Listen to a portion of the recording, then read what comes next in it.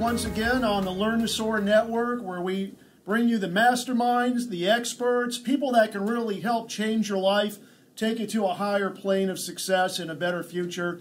As the individual that's behind the belief known as the art of beliefology, I believe if you personally change your beliefs, you have the ability to change your future. Your todays don't have to be your tomorrows. Begin following us to learn from people of interest, amazing individuals that prove you can do anything in life if you set your mind to it. Today, I am blessed to have live here in the studio someone that calls himself a lifestyle architect. I love that. Earlier this morning, I had somebody that called himself a fulfillionaire. But today, we're blessed to have Mike Bryson from Rockstar Global. Welcome to the studio, Mike. Brad, thanks for having me, buddy. It's a pleasure to have you. You know, I want you to share your story on how you came from where you were many years ago to where you are today, because I think that message for many of our followers and listeners is something they really need to hear. Right on. Well, Brad, thanks for having me on here today. I'm real excited about everything. Guys, I'm a very simple individual. You know, I grew up in Memphis, Tennessee, a little community out there called Raleigh. You know, grew up with a single mom. You know, throughout my life growing up, I watched our family struggle. You know, we struggled financially, we struggled with time. It was just the grind of work, my mom working through a system that we were all taught to work through. You know, just working a job and, you know, being on her own with 3 kids, she had to work 2 jobs and around the holidays actually pick up a 3rd job. So here's what we had. We had a lot of money, but no money. And just growing up watching that process, you know, I was just the observer. I was watching that cycle go through year after year of us just struggling, and became a young adult and just did not want to repeat what I watched not only her but everybody else around us doing. You know, just spending their life, and I like to say it today, just renting their life away. You know, every month going out there putting in some time just to get, trading away permanent time just to get temporary money. So became an entrepreneur at a very young age. My last job, I was 22 years old. Wow. 49 today. So been unemployed for a very long time and loving it. So started a small business here in Dallas-Fort Worth area, landscaping company, and, you know, thought that if I owned my own company, I would be able to own my own life. And here's what I created. Man, I created a monster. Looking at your shirt, said build a beast. That's exactly what I did. I actually built the wrong kind of beast. You know, that business I created, I grew it from the ground up. Most of the first 5 years, every nickel I was making for the company went back into the company. So struggling financially, working hard, just putting everything back into business, which is what most entrepreneurs have to do when they own a traditional style business. You got to put your money in the growth and development of the company. And finally got over that financial hurdle where things were great, money was good, everything was happening well, and I created a monster. You know, when you create a business like that with all those employees and all that overhead, man, Brad, that monster has to be fed every month. So I thought I owned a business. Hindsight 2020, that business owned me. Right. You know, I was looking for time freedom, and I ended up went from having a job to now owning a job. You know, I was a job owner, which is what most small business owners in America are. Sure. And although we got to the point where money was great, time was not. So here's what it cost me. It cost me everything. You know, I gave up everything in my life that was important to me. Time with my family, time with my friends, memories in life. I gave it all up. You know, my kids were in, you know, gymnastics and plays and ballet, and I wasn't able to be there. Why? Because my company, all those customers controlled my time. Right. And man, it was just, I'm glad I experienced it, but I'm glad to be out of it. So here's what happened, the recession of 2008. When that economy collapsed, here's what happened. People went into survival mode. They're more interested in keeping their car in their driveway, their roof over their head, than they were about making their yards pretty. So the entire business completely unraveled in a matter of months. Wow. So 18 years of building something and watch something I had zero control over just completely unravel the thing. Mm-hmm. So here I was, 38 years old, flat on my face, broke. Like, what the heck am I going to do now? And glad it happened. You know, I was bitter, angry, everything, all the emotions coming through it when it did happen. But looking back on it, it was the biggest blessing in disguise. So I actually had an opportunity at that point in time to sit down with a pen and paper and actually go through what I wanted my life to look like. Mm-hmm. Design my own life. Not have a company or a corporation or anything else or an economy controlling my life. I just wanted to design the life that I wanted to have. That answer is different for everybody out there, but what did I want? Sure. What did I want out of this world? And I actually put a pen to paper and started designing it. The same way the building we're in right now, an architect got in front of a pen and paper and designed this building we're in. Mm-hmm. He put together a blueprint. And all everybody had to do is follow the blueprint was there, and now you have a beautiful, gorgeous facility that is built to last. I wanted to design something in my life that was not only built to last throughout my lifetime, but something I could pass along to my kids and my grandkids. Mm.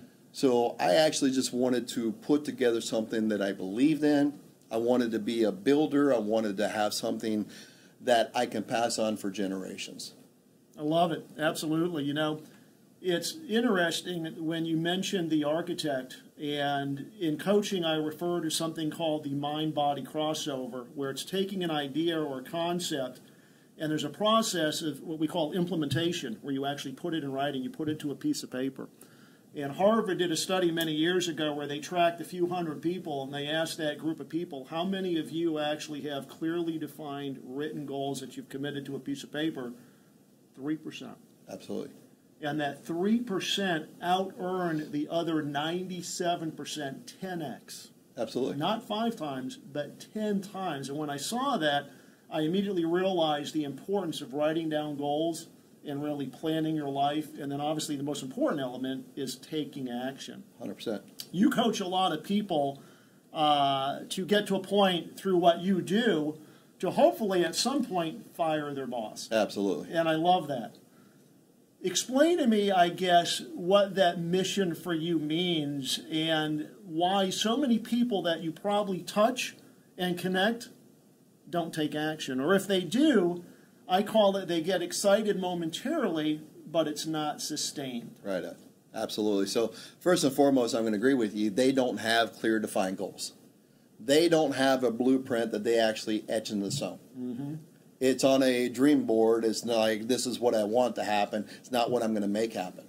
See, mankind has been building up to the day we have today throughout history. We have been praying and dreaming about the world we're in today. Mm-hmm. As far as what I mean by that is the abundance of opportunities. But the problem we all have is we have been trained by society how to live our life.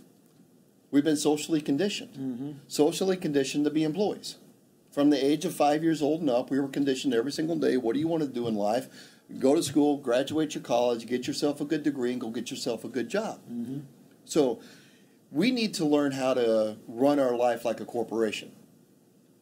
What I mean by that, there's no corporation out there that has little vision. A CEO is not going to go out there and say, hey, look, we're going to start a business. We're going to work hard every single month. We're going to struggle financially. We're going to hope that we can make it through to the next day. We laugh and giggle, but this is how people are living their life. Yeah. The majority of people in this world today are 2 months away from bankruptcy. Mm-hmm.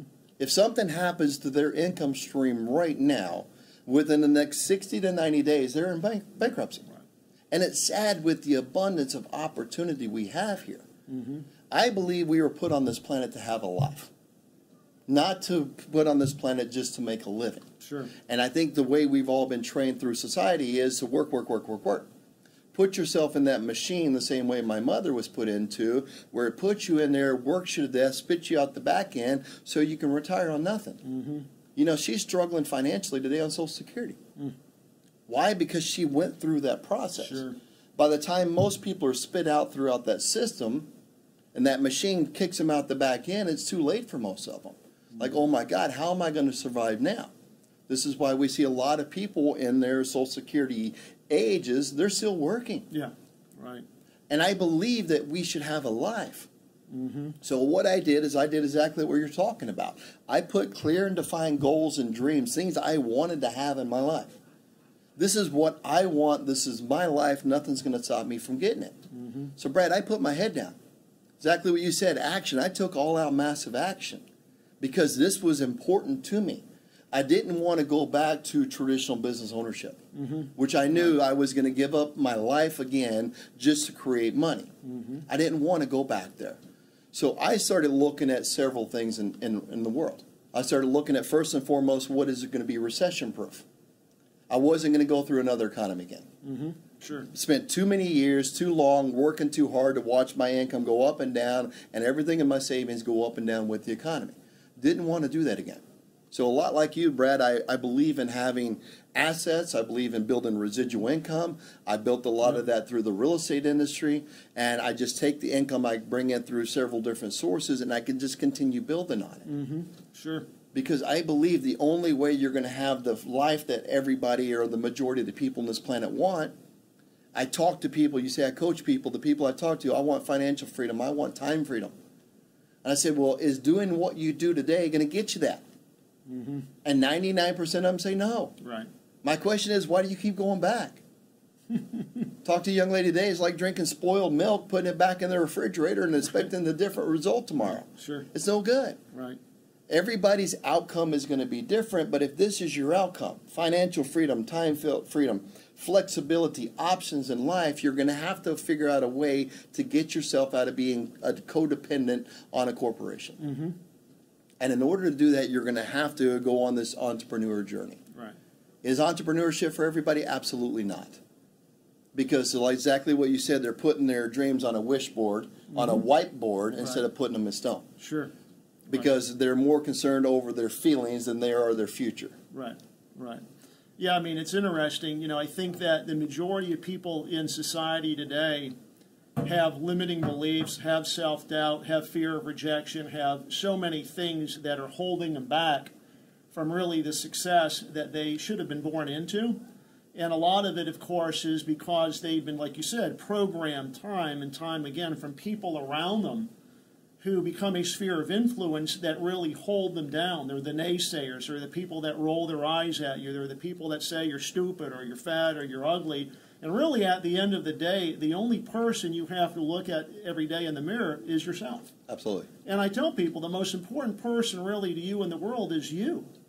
And the most important thing you can do is you can follow the words I am with something positive so that when you look at yourself in the mirror every day, it's I am a great salesperson, or I am a great husband, or I am a great father, or whatever it is, because over time, as Zig Ziglar said, whatever the mind can conceive and believe, it will achieve. Absolutely.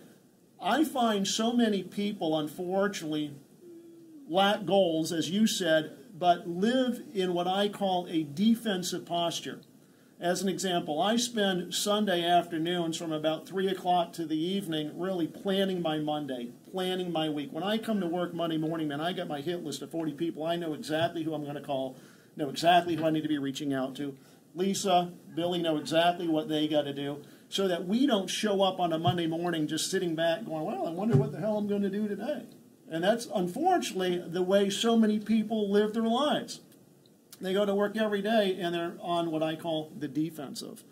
So tell me a little bit about how you work with people to go on this journey to create that residual income, and talk a little bit about Rockstar Global and the work that you do in your organization to kind of get people on that track. Right on. So the first thing I do, Brad, is I have them identify the life they want. My life that I want may be different from the life they want, because it's impossible to hit a bullseye on a dartboard if you don't know where the board is. And this is where a lot of people live their life. They're frustrated. They're angry. They're on the freeway in rush hour traffic. They're cutting people off. They're not happy with what they're doing, because what they're doing on a day-to-day basis will not get them to the desired outcome they want in life. So first and foremost, I get people to identify what the outcome is. If this is your outcome, let's just work backwards. Like if you want to go from here to Los Angeles in a car, okay, that's the destination. How are we going to get you there? Right. So I tell people all the time, hey, look, if you could win a trip anywhere in the world, where would you like to go? And a young lady the other day told me, well, I'd like to go to Fiji. I said, great. You have to get yourself in the proper vehicle to get to Fiji. You can't get to Fiji on a bicycle, motorcycle, car, bus, train. You can only get so far in that vehicle. And if you're sitting there on the West Coast just angry and aggravated because you cannot get yourself to your destination that you really want, it's because you're in the wrong vehicle. That vehicle is only designed to get you so far. A logical person says, if I want to travel across sea, I need to get in a boat or on a plane. Sure. But that's logical. Most people logical, but then all of a sudden the society starts kicking in and say, well, you're not the person who deserves to go on that trip. You're not the person who deserves to live that dream vacation, that dream life. Right. And society will pull them back and set them on the beach of California and say, this is as far as you're going to get. Just sit here and watch the sunset. No. Figure out a way to get to the rest of the way. So first and foremost, I just help them truly 100% identify the destination. Then I have them identify exactly what you said. Write down the top goals you have in your life. Write down the top dreams you have in your life. What do you dream about? What do you want to do? Who do you want to help along the way? And that has to be non-negotiable. Right. You have to have that set in stone, and no matter what somebody's opinion is going to be, no matter what any naysayer, you nailed it on the head, naysayer, what they're going to say. I like to call those people the toxic dream stealers. Here's your dream. Yep. And those people are going to do anything in the world to keep you from having it. You know, I had a close family member for years, man. I'm just trying to build, trying to build, trying to build. And he kept telling me, Mike, give up on your dream. Go get a job like everybody else. Why don't you just be normal? Yeah. I said, because I don't want to be normal. Right. There's nothing about that outcome of normalcy or whatever you want to call it. There's nothing about the outcome of that I desire. I don't desire rush hour traffic. I'm violently opposed to rush hour traffic. Hallelujah. So I do everything in my possible power not to get in it. Yeah. Because that's not what I wanted. But people around you, even the people close to you, are going to be the ones that pull you down. More importantly, the most important person who's going to steal your own dreams, you nailed it right on the head, is you. Right. Yep. That little voice in your head is going to start chewing at what you want to do. This is not the person you're going to be. Who says you're going to be successful? And by doing the positive affirmations and doing the gratitude and things of that, you can start to learn how to silence that little voice in your head. Right. To where the other voice pops in and says, you're the guy who's going to do this. Exactly. I firmly believe every predominant family in this world was once an average family until that one person stepped up. It took the one person in the family to quit listening to everybody else. I don't care what you got to say. I don't care. That one person in the family rose up. They rose up to be something extraordinary, and now a lot of those people are still being talked about today. Sure. The rest of the people in those family are has-beens. No one knows who they are. It's the person who says, I want to do something special in my life. I want to make a huge impact. I want to do something out of the ordinary. I don't want to be ordinary. So I help people identify the people who really don't want to be ordinary. Let's identify what you want out of your life. Yep. Once we identify that, let's put a game plan together. What is it going to take for you to end up in Fiji? End up in that destination. End up wherever you want to be in life. Without a game plan, there's no way to get there. Without designing the architect, the building or the empire will never be built. Right, right. You know, it's funny that so many people have that vision. They have that dream. They want to go to Fiji. They want to go to Greece. I use the analogy as a coach. I'm selling vitamins and I'm selling painkillers. And I find that so many people tell you, I want to do it, man. I want to do it. But they never take action. There's something holding so many people back from taking that action. And personally, what I believe is a lot of it has to do with habits. Because let's face it, your beliefs are largely affected by what people around you have told you for many years. And you hear it enough times in your mind where you start believing it. You buy into it. You say, I am stupid, or maybe I am fat, or maybe I am ugly, or maybe I can't be a business owner, or maybe I can't do this. And the funny thing is I tell people, if you want to do something, identify just a few of the small habits that successful people that have already done are doing that you want to do. Absolutely. And what happens over time is you start doing those small habits, it creates what I call muscle memory. And that muscle memory now starts reinforcing that new belief that you're trying to implant in your mind as you're getting rid of the old belief. And over time, a new lifestyle and new habits are born. And before you know it, you're rising to a higher plane of success in life. Absolutely. The challenge is most people don't want to do it. I say, you know, if you take the easy way out, life's going to be difficult and it's going to be a bitch. But as you've learned, if you do the difficult things, life becomes real easy. Absolutely. It's like Zig Ziglar said, right? Do the things that others won't so you live a life that others don't. Absolutely. What percentage of the people that you meet and sit down with that say, Mike, I want to do this, actually follow through to become successful? 3 to 5%. Okay, so there's a whole bunch out there, just like the goals we talked about earlier, the other 95%. It's all across the board. Exactly. Exactly. No matter what industry, no matter what anybody's doing, you look at the real estate industry, for an example, the real estate agents. About 5% of them are doing 90% of the work. Yeah. Why? Because they're the ones that have clear, defined goals. This is my financial goal. This is my long-term goal. This is my short-term goal. And they're the ones taking action to get it. The rest of them are out there passing out business cards wondering why their phone's not ringing. Right. Or going to networking groups or whatever industry people may be in.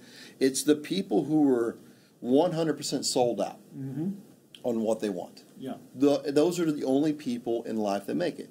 And then we can take this all the way back to tracking mankind. It's been the same. It's been 3 to 5% of people are the ones who are the super achievers. Sure. Why? Because this is what I want. There's nothing going to stop me from getting here. Nothing's going to stop me from doing this. You say no, get out of my way, I don't care. Yeah. You can say whatever you want, get out of my way, I don't care. Those are the people who don't take the opinions of other people. See, if somebody's opinion had value, they'd be consulting and charging for it. Exactly. They'd be in your chair and my chair. Right, right. They would be consulting and charging people for it. Right. The problem is opinions are given out freely. And the problem with that is the majority of the people will take people's opinions. Right. See, I'm the least likely guy in the world that, based on society, to succeed. Came from a family with no special background, grew up in a very lower middle class, if not poverty area, no college degree, no dad figure in my life, got dyslexia, had several brain traumas throughout sports and motorcycles and everything else. I'm the least likely guy on paper to make it, based on what society says. Sure. But guess what? I don't listen to society. I listen to what's in here and what's in here.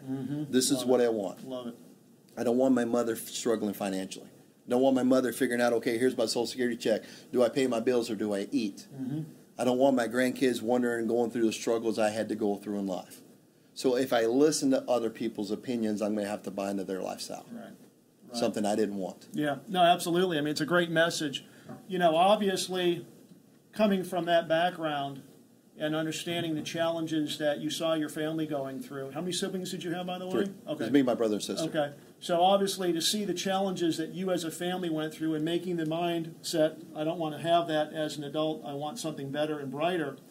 We have a lot of millennials, Gen Xers, you know, kids in their 20s, 30s that obviously watch and follow the podcast. If you could roll back the hands-on time and talk to the Mike Bryson as a 25-year-old rather than somebody that's now in their late 40s, what would you be telling 25-year-old Mike Bryson today? Just carve out what you want in life. 100%. You're speaking of the millennials. I was coaching a lady one day. She was talking about her millennial children are lazy. Mike, they just want to hang out with a coffee shop. They want to do this. She was looking through her eyes, evaluating them, saying they don't want to do anything. They don't want to go to this college. They don't want to do this. I said, well, that's great. Can I back up the life a little bit? She said, yes. I said, you told me you just got laid off again. How many times have you been laid off? She said, 4 times in the last 8 years. Wow. Do you have a college degree? She said, yes. What about your husband? Yes. Are you guys struggling financially? Yes. So you're telling me that they're lazy and all they're doing is watching you. They figure if I'm going to struggle financially, be broke, I might as well hang out with my friends and have fun. Sure. Be just like mom and dad. Yeah. Mom and dad lost their house, lost their cars and everything through the recession, so they're just trying to figure out what not to do. Mm-hmm. It's like you're at the Thanksgiving Day dinner, you're cooking dinner, your mom's there, she touches the stove, she's like, oh my God, I burned myself. Sitting there with a burnt hand. Mm-hmm. You go over and touch the stove, and you're like, oh my God, I burned myself. You ask your child to come over and touch the stove, they're like, no way. I said, so you're upset with them because they don't want to touch the hot stove. Yeah. She's like, I have never looked at it that way. Mm-hmm. It's not that, they're just trying to figure out, because times have changed. AI is wiping out industries of jobs. Mm-hmm. Robotics are wiping out industries of jobs. They're watching people, it may not be their parents, but they're watching other people around them just getting wiped out. Mm-hmm. So I just think they're just trying to figure out a better way. They're trying to, okay, let's find a better path. Let's find something that's moving with technology, moving with the industry. How can I capitalize on that instead of clocking in, clocking out? Right, right.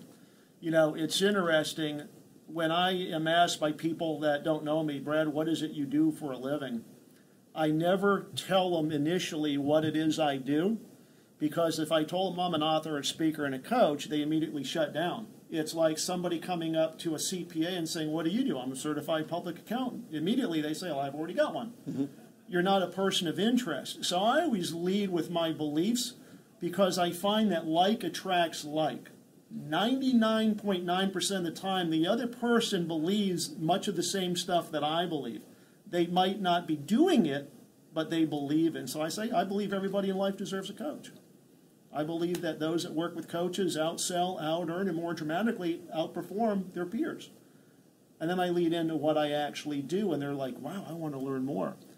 The interesting thing about what you do is other people can do it too. Absolutely. When you started the process of building the stream of residual income and building your company, did you have a mentor that 100%. Brought you into it? 100%. How much of an influence was that individual as a mentor that kind of guided you to where you are today? So here's the funny part about all that. I was without any money. I was broke. Okay? Mm-hmm. I spent everything I could scratch together to get a mentor. My friends told me, I can't believe you're paying that guy that kind of money. I can't believe you would do that. Mike, why would you give this guy this kind of money to learn from him? And I laughed at him. But these were people who were in my life who were making $15, $20 an hour as grown adults. So I knew in order to get out from where I was and get to where I wanted to be, the logical person... Find somebody that's already there. Find somebody who's already walked in their footsteps. Absolutely. I was willing to give this guy everything to get his knowledge. Mm-hmm. And I took his knowledge, started putting some action behind it, started creating results. Then I got around other people, paid them. And I just pay and mentor.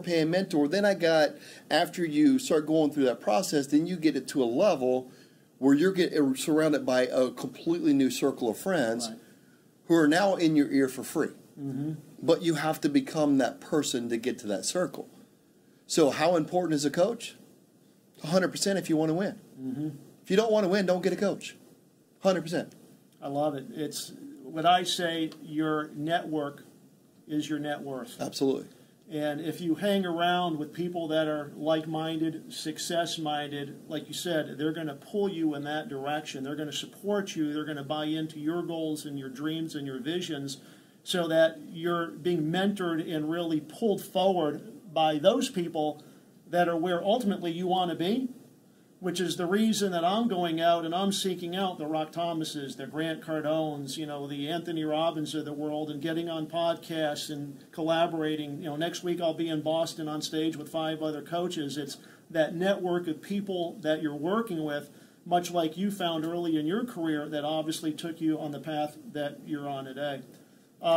Let me ask you, for people that are interested in firing their bosses, working with the lifestyle architect, what's the best way for people to get connected to Mike Bryson? MikeBryson.com. Did you hear that, folks? MikeBryson.com. MikeBryson.com, the lifestyle architect. He'll help you fire your boss. He'll help you transform out of what I call that treadmill of life, the drudgery of waking up every Monday morning, regretting what you're doing, and basically getting to a point, building a stream of residual income. Once again, everybody, it's Brad Blazer, your host of the Learn to Soar podcast, in the studio today with the one and only lifestyle architect, Mike Bryson. Check him out, look him up, and until next time, signing off. Okay.